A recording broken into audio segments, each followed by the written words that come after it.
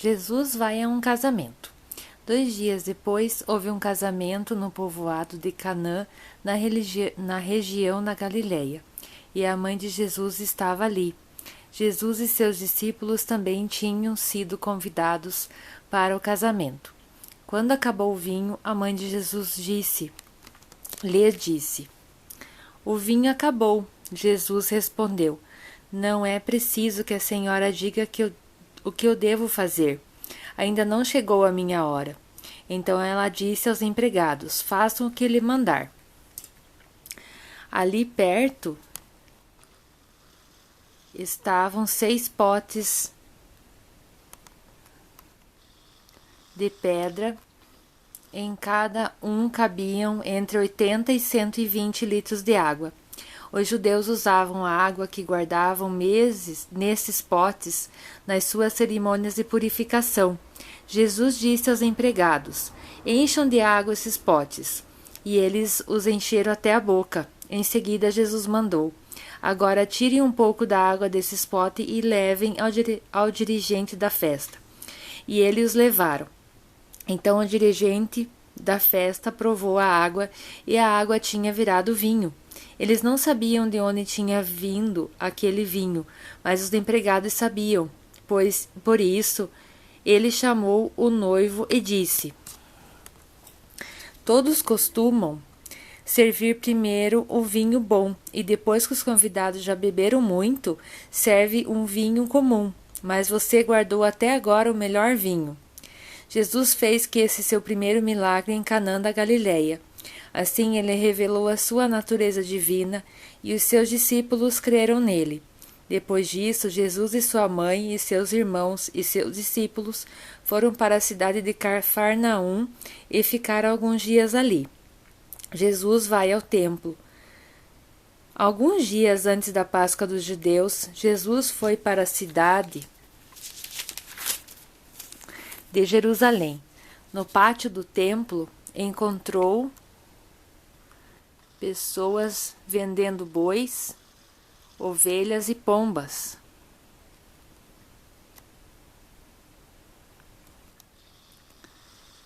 E viu também os que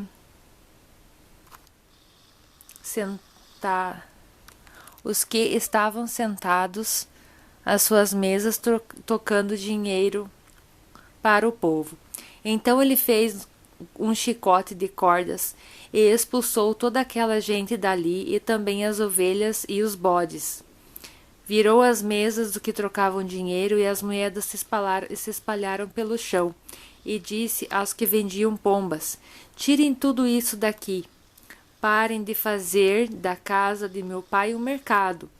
Então os discípulos deles lembraram das palavras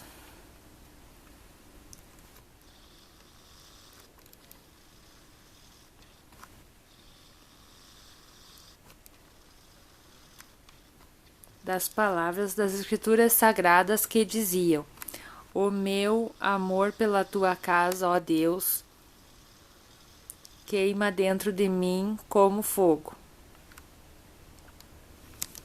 Como fogo. Que milagre você pode... Opa. Aí os líderes judeus perguntaram: "Que milagre você pode fazer para o novo?"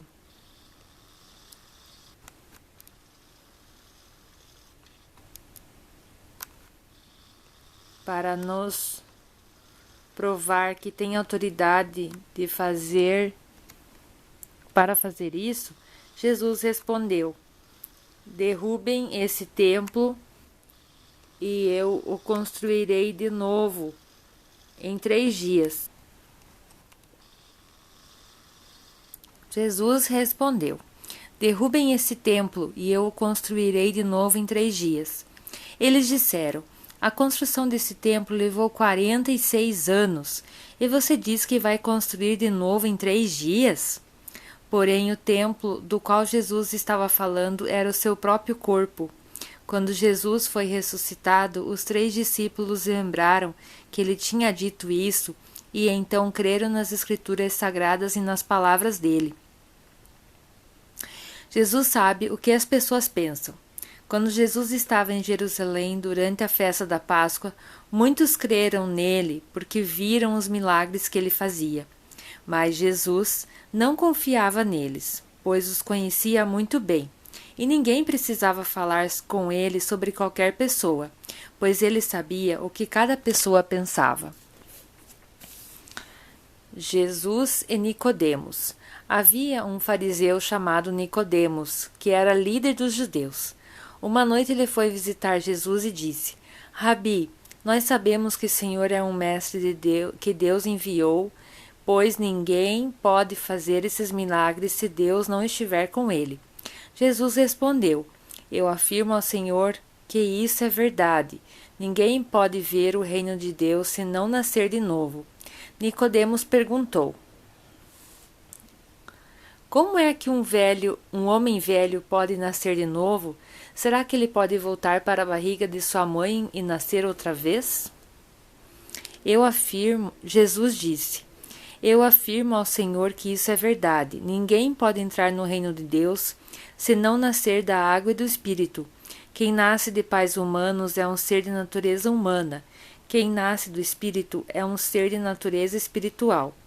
Por isso, não fique admirado porque eu disse que todos vocês precisam nascer de novo. O vento sopra onde quer, e ouve-se o barulho que ele faz, mas não se sabe de onde ele vem, para onde vai. A mesma coisa acontece com todos os que nascem do Espírito. Como pode ser isso? Perguntou Nicodemos.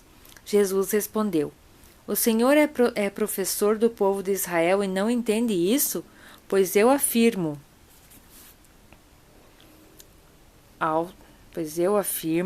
ao Senhor que isso é verdade. Nós falamos daquilo que sabemos e contamos o que temos visto, mas vocês não querem aceitar a nossa mensagem. Se vocês não creem quando falo das coisas deste mundo, como vão crer se eu falar das coisas do céu? Ninguém subiu ao céu, a não ser o Filho do Homem que desceu do céu. Assim como Moisés, no deserto, levantou a cobra de bronze numa estaca, assim também o Filho do Homem tem que ser levantado, para que todos os que crerem nele tenham a vida eterna. Porque Deus amou o mundo tanto que deu o seu único Filho, para que todo aquele que não crer não morra, para que todo aquele que nele crer não morra, mas tenha a vida eterna. Pois Deus mandou o seu Filho para salvar o mundo e não para julgá-lo. Aquele que crê no Filho não é julgado, mas quem não crê já está julgado, porque não crê no Filho único de Deus. E assim é que o julgamento é feito. Deus mandou a luz ao mundo mas as pessoas preferiram a escuridão, porque fazem o que é mal. Pois todos os que fazem o mal odeiam a luz e fogem dela, para que ninguém veja as coisas más que eles fazem. Mas os que vivem de acordo com a verdade procuram a luz, a fim de que possa ser visto claramente que as suas ações são feitas de acordo com a vontade de Deus. Jesus e João Batista. Depois disso, Jesus e os discípulos foram para a região da Judéia. Ele ficou algum tempo com eles ali e batizava as pessoas. João também estava batizando em Enom, perto de Salim, porque ali havia muita água. João ainda não tinha sido preso. Alguns discípulos de João tiveram uma discussão com os judeus sobre a cerimônia de purificação. Eles foram dizer a João: Mestre, aquele homem que estava com o Senhor do outro lado do rio Jordão está batizando as pessoas. O Senhor falou sobre ele, lembra? E todos estão atrás dele. João respondeu: Ninguém pode ter alguma coisa se ela não for dada por Deus. Vocês são testemunhas de que eu lhe disse: Eu não sou o Messias, mas fui enviado adiante dele.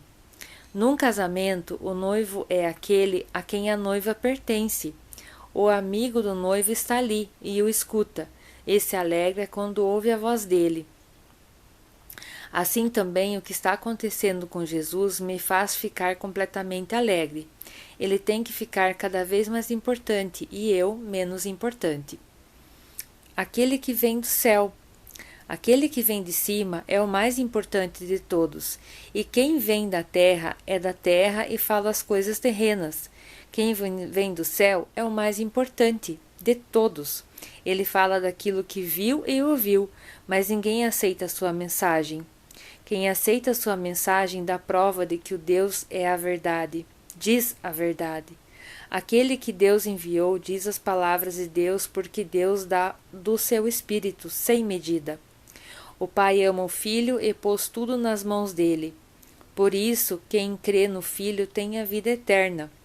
Porém, quem desobedece ao Filho nunca terá a vida eterna, mas sofrerá para sempre o castigo de Deus.